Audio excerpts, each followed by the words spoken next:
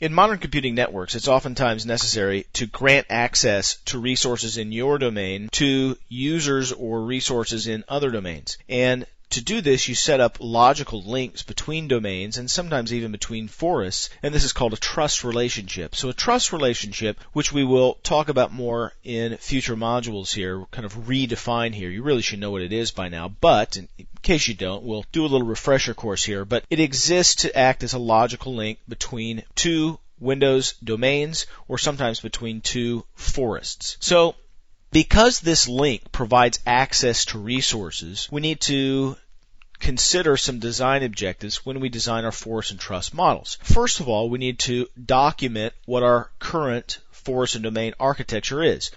The resources that we've logically gathered in a domain boundary, security boundary, are we part of a larger forest of maybe multiple trees, or is everything in our enterprise included in a single domain? Then we determine where the other computers or other accounts live that need access to our resources. And so once we've made that determination, we can match access requirements to the trust types. In other words, we design our trust types to grant just that level of access that we need to just those domains or forests that we need.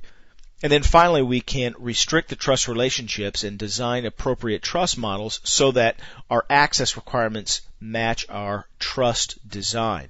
To briefly review here before we do it in, again, a separate module here, we'll use the Paint program, but we have two domains, just a very simple trust relationship, where the arrow represents the direction of the trust relationship.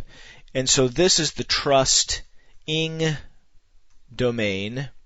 This is the trust-ed domain. In other words, the resources in this domain, let's say I have a folder in this domain that needs to be accessed by the users in this domain. So ed, trust ed is a person.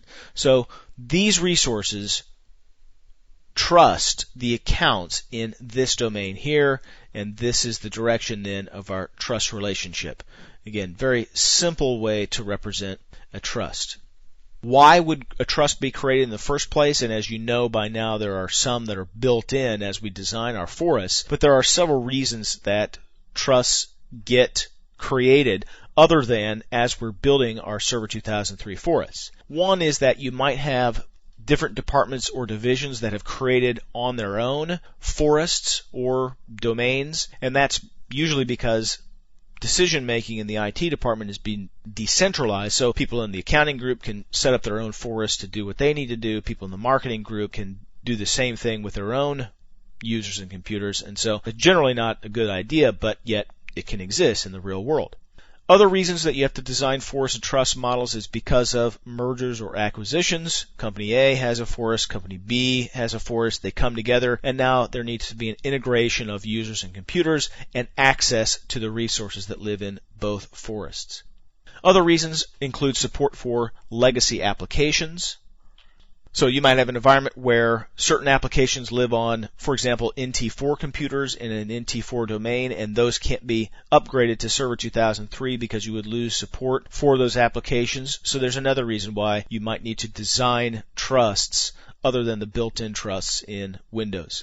And then finally, this is kind of related, but you might have applications that reside on Unix systems and have to trust other types of domains or Unix realms other than just other Server 2003 forests or domains. So these are the kinds of things that we'll get into as we design our forest and trust models. Again, we'll kind of spend a couple of modules getting into the mechanics of a trust relationships, more clearly define once again what a trust relationship is, and then we'll also hit once again on some design considerations.